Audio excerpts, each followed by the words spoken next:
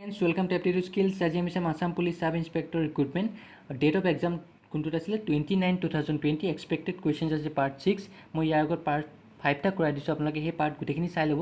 আৰু আমি 19 সেপ্টেম্বৰ লৈকে আমি কৰি গৈ থাকিম যেতিয়ালৈকে আমাৰ এক্সাম নহয় 20ত এক্সাম আছে মই 19 লৈকে আপোনালোকক ভালেমানখিনি প্ৰেক্টিছ কৰাই দিম ঠিক আছে সো এইকাৰণে ভালকে প্ৰেক্টিছ কৰি থাকক আৰু ভিডিওটো শেষলৈকে চাব তেতিয়া আজি ক্লাছটো আপোনালোকে ভালকে বুজি পাব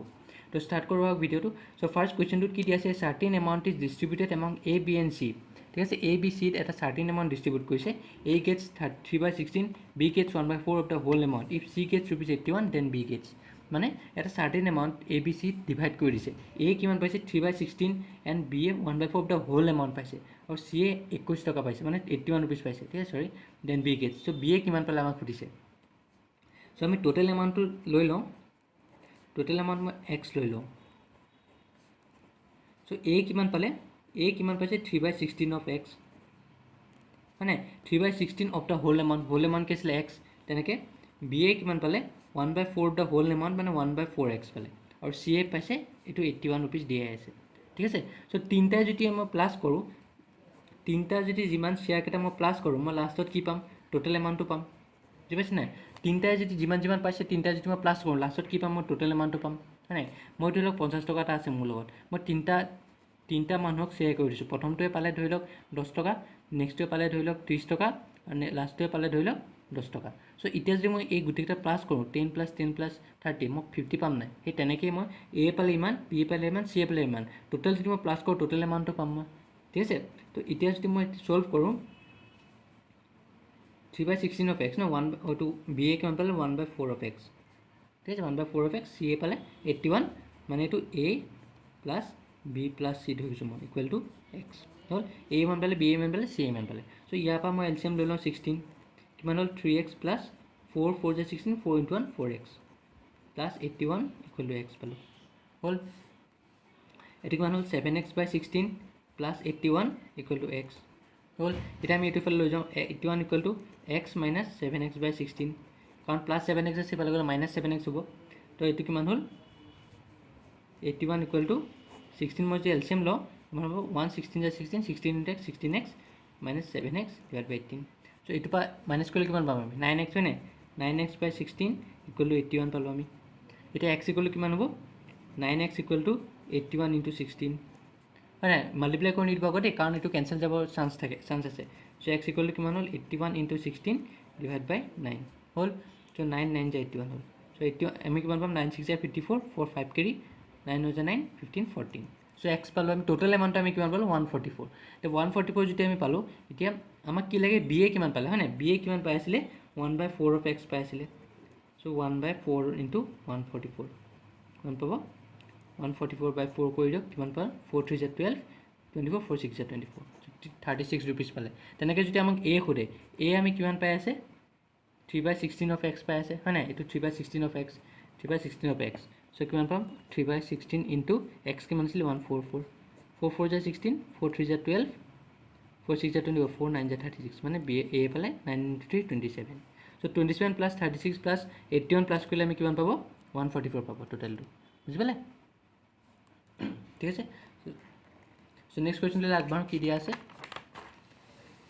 in a group of buffaloes and ducks buffalo আৰু ডাক আছে গ্ৰুপ এটাত আছে বাফেলো আৰু ডাক কিন্তু কিমান আছে আমি নাজানো the number of legs are 24 more than twice the number of heads what is the number of buffalo in the group so কৈছে যে যিমান লেগ আছে বাফেলো আৰু ডাক মিলে যিমান লেগ আছে হেতু 24 more than twice the head হ'ব what is the buffaloes in the number of buffaloes in the group so buffalo নাম্বাৰটো লাগে আমাক ঠিক আছে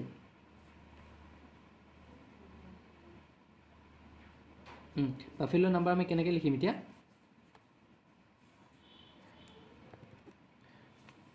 সো বাফেলো এতিয়া মই লৈ লম বাফেলো আমাৰ তাত নাম্বাৰ অফ বাফেলোস লৈ লওক দেই number of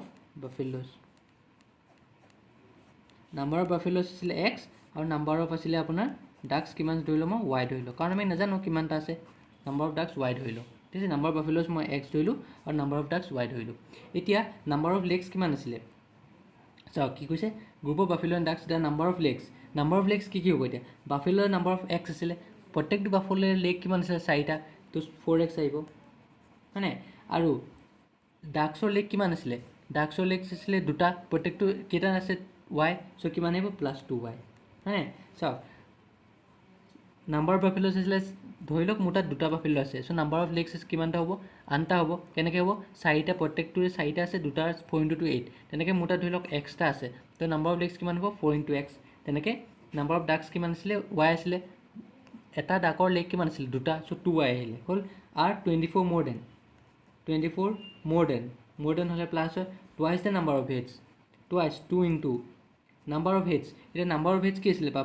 বাফেলোৰ number of head কিমান হ'ব প্ৰত্যেকটো বাফেলোৰ এটা হেড আছে চ' এক্সে হ'ব x + y হ'ব নাই প্ৰত্যেকটো বাফেলোৰ যদি এটা হেডে আছে নাম্বাৰ অফ বাফেলো কিমান আছিলে x চ' x × 1 x হ'ল তো নাম্বাৰ অফ ডাক যদি y আছে প্ৰত্যেকটো ডাকৰ এটা হেড চ' y × 1 y হ'ল বুজিলে চ' 4x + 2y = 24 + 2x + 2y হ'ল হয় নাই এফালেও 2y আছে এফালেও 2y আছে আৰু দুইটাতে প্লাছ প্লাছ আছে মই কি কৰিলোঁ 2y কেঞ্চেল কৰিলোঁ ঠিক আছে চ' 4x ইফালে গ'লোঁ 4x - 2x = 24 হ'ব হ'ল চ' 2x = 24 পাম আমি চ' x = কিমান পালোঁ আমি 24 / 2 কিমান পালোঁ 12 x কিমান আছিল নাম্বাৰ অফ বাফেলোছ আমাক কি লাগে নাম্বাৰ অফ বাফেলোছ কিমান পালোঁ x = 12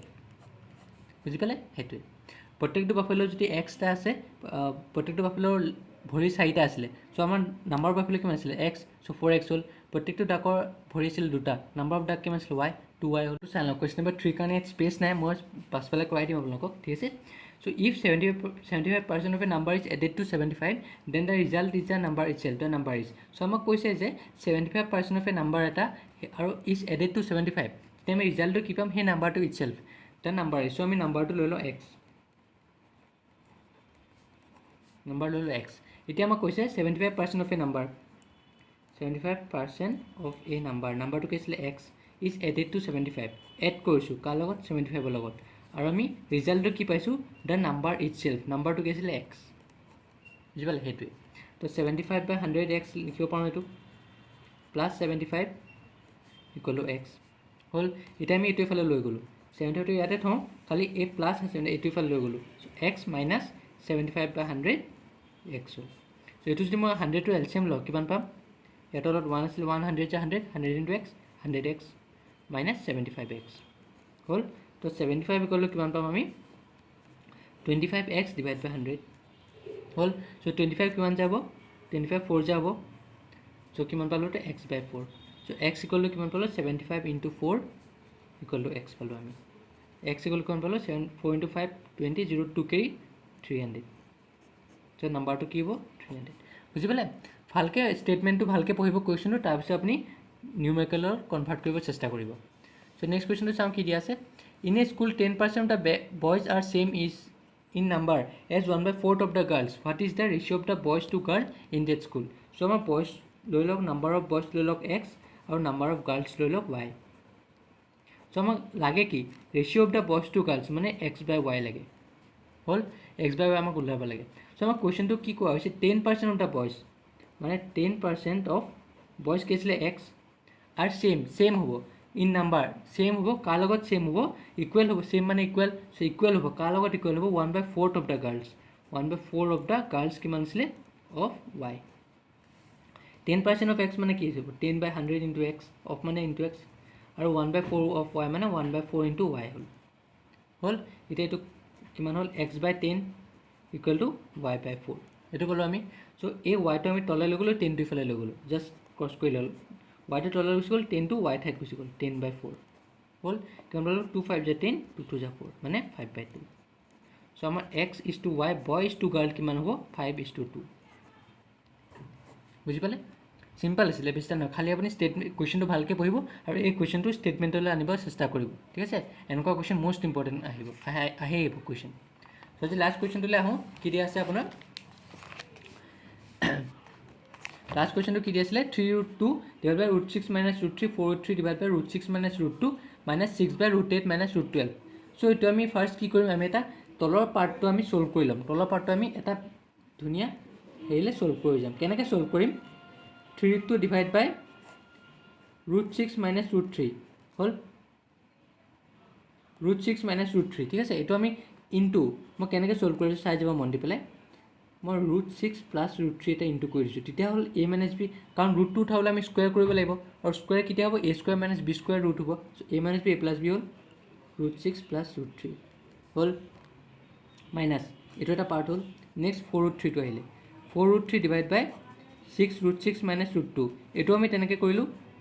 √6 প্লাছ √2 ডিভাইড বাই √6 মাইনাছ √2 মানে A plus B minus B আহিব সেইকাৰণে মই ইনটু কৰিছোঁ মাইনাছ এইটো ফাৰ্ষ্ট আমি কি কৰোঁ এইটো ফাৰ্ষ্ট আমি ভাঙি লওঁ কাৰণ √8টো মই কেনেকৈ লিখিব পাৰোঁ 2 × 2 × 2 হয়নে আৰু √12টো মই কেনেকৈ লিখিব পাৰোঁ 2 × 3 × 2 হ'ল এতিয়া চাব কেনেকৈ কৰিম এতিয়া এইটো মাল্টিপ্লাই হৈ যাব এইটোৰ লগত মই কি মাল্টিপ্লাই কৰিলোঁ √6 প্লাছ √3 মাল্টিপ্লাই কৰিলোঁ আৰু তলত কি মাল্টিপ্লাই কৰিম মই এই দুটা মাল্টিপ্লাই কৰিম √6 মাইনাছ √3 আৰু √6 প্লাছ √3 হ'ল মাইনাছ এইটো তেনেকৈ কৰিলোঁ 4√3 মই মাল্টিপ্লাই কৰিলোঁ √6 মাইনাছ √2 লগত আৰু তলত দুটা মই মাল্টিপ্লাই কৰিলোঁ √6 মাইনাছ √2 আৰু √6 প্লাছ √2 কাৰণ আমি স্কুৱেৰটো উঠাব লাগিব তলৰ পৰা স্কুৱেৰটো উঠালেহে আপুনি ভালকৈ এটা পাব চ' মাইনাছ এতিয়া মই ইয়াৰ পৰা কি কৰিম চাব এই দুটাটোৰ পৰা আমি এটাটো ওলাই ল'লোঁ আৰু এটাটো সোমাই থাকিলে এই দুটাটোৰ পৰা আমি এটাটো ওলাই ল'লোঁ আৰু এটা 3 এটা সোমাই থাকিলে হ'ল এই পাৰ্টটো এতিয়া কেনেকৈ হ'ব 3 * √6 প্লাছ √3 ডিভাইড বাই এইটো a square minus b square হয় নাই a square minus b square কৰিলে কি হ'ব a square minus b square পালোঁ তেনেকৈ এইটো 4√3 √6 minus √2 a plus b a minus b a plus b কি হ'ব a square minus b square a square minus b square হ'ল ইয়াৰ পৰা কি ল'লোঁ মই 2 এটা কমন ল'লোঁ কি থাকিলে √2 মাইনাছ √3 2 এটা কমন ল'লে এইটো থাকিলে চ' 2 3 টাইমছ কেঞ্চেল এতিয়া মই এইটো তেনেকৈ ছল্ভ কৰিম ঠিক আছে তো এইটো এতিয়া কি হ'ব 3√2 √6 প্লাছ √3 হ'ল আৰু তলত কি থাকিলে 6 মাইনাছ 3 হ'ল মাইনাছ 4√3 √6 মাইনাছ √2 তলত কি থাকিলে 6 মাইনাছ 2 এইটো মই কেনেকৈ ছল্ভ কৰিম এইটো মই তেনেকৈ ছল্ভ কৰিম 3/√2 মাইনাছ √3 তলৰ √2 উঠাব লাগিব মই কি দি মাল্টিপ্লাই কৰিম √2 প্লাছ √3 আৰু ওপৰত √2 প্লাছ √3 থাকিব ঠিক আছে তেতিয়াহে কেঞ্চেল হৈ পেলাই আকৌ একে থাকি যায় হ'ল এইটো কিমান হ'ব এতিয়া 3√2 √6 প্লাছ √3 আৰু 6 মাইনাছ 3 3 মাইনাছ 4√3 √6 মাইনাছ √2 আৰু 6 মাইনাছ 2 4 হ'ল এনেকৈ মাইনাছ এইটো মই কেনে কৰিম এইকৈ 3 নি ইনটু কৰিলোঁ 2 প্লাছ √3 আৰু তলকেইটা মই ইনটু কৰিলোঁ √2 মাইনাছ √3 √2 প্লাছ √3 হ'ল এতিয়া এইটো কি হ'ব 3 3 কেঞ্চেল হ'ল 4 4 কেঞ্চেল হ'ল কি থাকিলে √2 × √6 প্লাছ √2 × √3 মই সুমিয়াই দিলোঁ √2টো সুমিয়াই দিলোঁ তেনেকৈ এইটো √3 × √6 মাইনাছ √3 × √2 হ'ল এতিয়া এইটো কেনেকৈ হ'ব এইটো আকৌ একেই হ'ব 3 তো a স্কুৱেৰ মানে 2 স্কুৱেৰ মানে 2 আহিব মাইনাছ 3 ঠিক আছে মই জাষ্ট ডাইৰেক্ট কৰি দিছোঁ এইটো হ'ল এতিয়া মই কি কৰিম এতিয়া চাওক √6 এইটো কিমান আহিব 6 × 2 12 হ'ল মাইনাছ √6 হ'ল হয়নে এইটো মই কৰিলে 6 × 3 18 মাইনাছ 6 হ'ল এইটো কি হ'ব -1 মাইনাছ মাইনাছ প্লাছ হৈ যাব প্লাছ 3√2 3√3 হ'ল চ' এইটো কি হ'ব এতিয়া √12 মাইনাছ √18 আৰু -√6 কিবা -2√6 হ'ল প্লাছ আহিলে এইটো যদি মই সোমাই দিওঁ ভিতৰত এতিয়া মই যদি ভিতৰত সোমাই দিওঁ কি হ'ব 2 × 3 × 3 এইটো মই তেনেকৈ ভিতৰত সোমাই দিলোঁ 3 × 3 × 3 হ'ল এইটো কিমান হ'ব 24 ন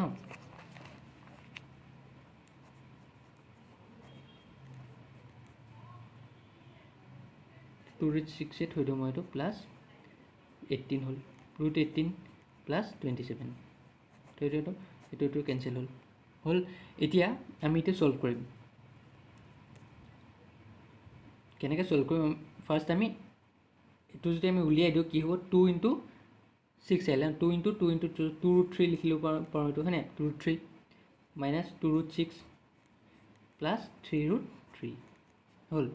এতিয়া এই দুটাৰ পৰা √3টো মই কমন আনিব পাৰোঁ হয় নাই, এই দুটাৰ পৰা। চ' √3 যদি মই কমন আনো কি থাকিলে, ইয়াত 2 থাকিলে, ইয়াত থাকিলে 3 মাইনাছ 2√6 হ'ল। এইটো কিমান হ'ব 5√3 মাইনাছ 2√6 হ'ল। এতিয়া কিবা কমন আনিব পাৰিম নেকি? অঁ পাৰিম, এইটো √3 এটা কমন আনিব পাৰিম হয় নাই। 5√3 মাইনাছ 2√6 পালোঁ। চ' এতিয়া মাইনাছ মই এইটো 2√2 ইনটু √3 লিখিব পাৰোঁ হয় নাই। এটা আমাৰ মিষ্টেক হৈ গ'ল ইয়াত আমি এইটো প্লাছ দিব লাগিছিলে, এইটো মই মাইনাছ দি দিলোঁ, মাইনাছ দিলোঁ ঠিক আছে। চ' এইটো হ'ল আপোনাৰ এইটো প্লাছ হ'ব লাগিছিলে, প্লাছ দিলোঁ, এইটো মই কি লিখিলোঁ প্লাছ √6 ন। চ' এইটো কেঞ্চেল হ'ল ঠিক আছে, এইটো কেঞ্চেল হৈ যাব, আৰু আপোনাৰ কি থাকিব এতিয়া এই দুটা থাকিব হয় নাই।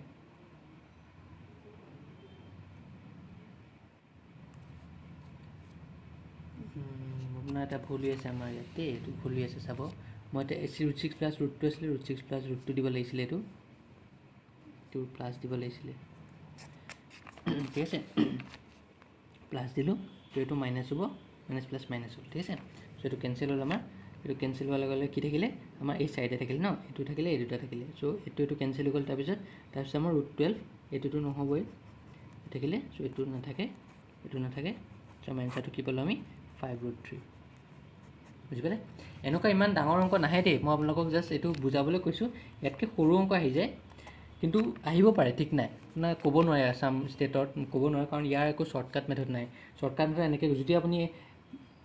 LCM লৈ কৰিব যে তেতিয়া বহুত ডাঙৰ হৈ যাবগৈ। চ' সেইকাৰণে আপুনি এনেকৈ কৰিব, শ্বৰ্টকাট মেথড একো নাই। খালি আপুনি প্ৰেক্টিছ কৰিলে আপোনাৰ শ্বৰ্টকাট মেথডটো বহুত ধুনীয়া, কেইটামান ষ্টেপ স্কিপ কৰিব পাৰিব ইয়াৰ পৰা। চ' সেইটোৱেই, বেলেগ ইমান হেৰি কৰিব নালাগে। চ' প্ৰেক্টিছ কৰি থাকক, আৰু কিবা যদি প্ৰব্লেম পায় মোক জনাব। আৰু মই এক্সপেক্টেড কুৱেশ্যন ছিৰিজটো আমাৰ কণ্টিনিউ হৈ থাকিব 19লৈকে। যিমানখিনি পাৰোঁ মই আপোনালোকক হেল্প কৰিম। আৰু মোৰ চেনেলটো লাইক, ছাবস্ক্ৰাইব আৰু শ্বেয়াৰ কৰিবলৈ নাপাহৰিব। বেল আইকনটো ক্লিক কৰি দিয়ক, যাতে মই যেতিয়া নতুন ভিডিঅ' আপলোড দিওঁ আপোনালোকে ন'টিফিকেশ্যন পাই যায়।